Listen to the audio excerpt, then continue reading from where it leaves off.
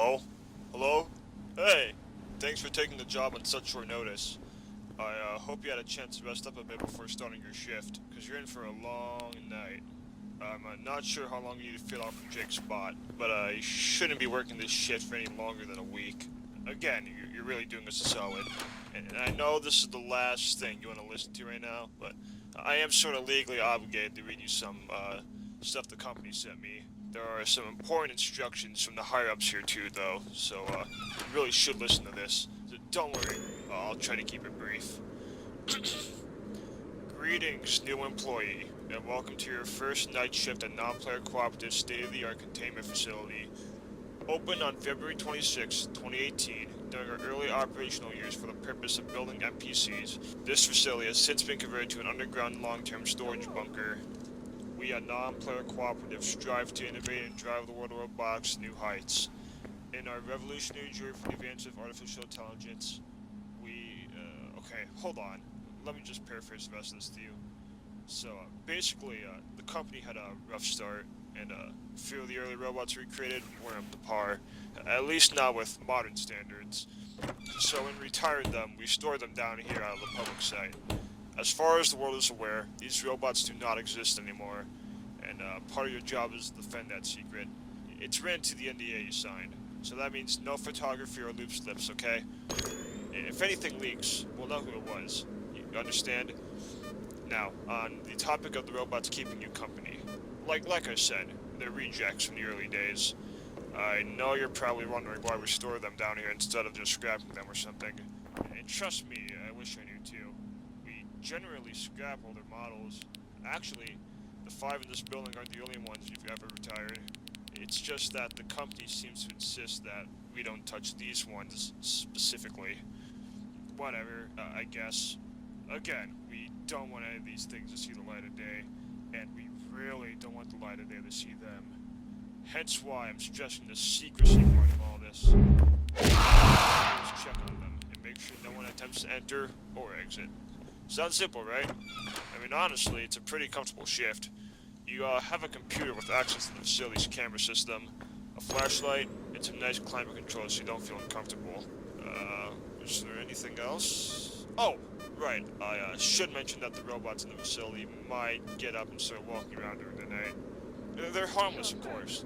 They were just programmed to walk around and talk to people, but I understand if these things walking around in the dark might unsettle or even annoy you. Heaven knows how many employees who previously worked this shift complained for the first 3 days.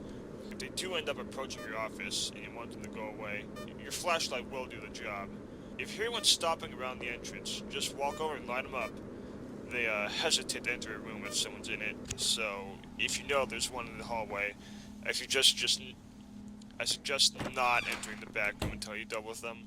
They have an issue with flashing lights. I think the technicians say it makes them think they can't path in that direction, or something. There's one exception to that photosensitivity quirk. That's the one in the storage closet next to you. He was programmed to sell chicken nuggets at a stand, and to get more when he's out of stock. So, if for some reason he starts acting up, that means he must have just twitched to knock over his supply. All you have to do is gather them and all should be okay. There are a few more messages I recorded for the next few nights, but I think that covers everything for now. Have a good night.